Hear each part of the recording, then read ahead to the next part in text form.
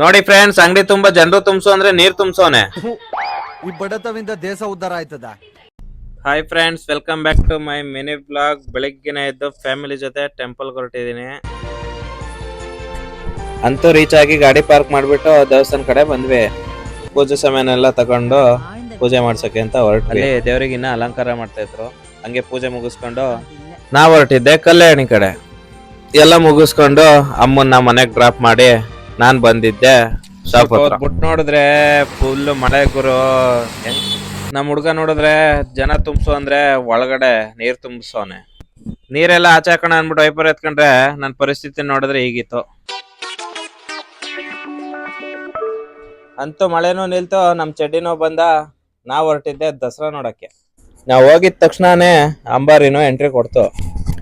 ಅಂಬಾರಿ ನೋಡ್ಕೊಂಡು ಪಾನಿಪುರಿ ತಿನ್ಕೊಂಡು ಇವತ್ತೊಂದು ಲಾಗ್ನ ಇಲ್ಲೇ ಮುಗಿಸ್ತಾ ಇದ್ದೀನಿ. ನೆಕ್ಸ್ಟ್ ವಿಡಿಯೋ ಅಲ್ಲಿ ಸಿಗೋಣ. Okay friends.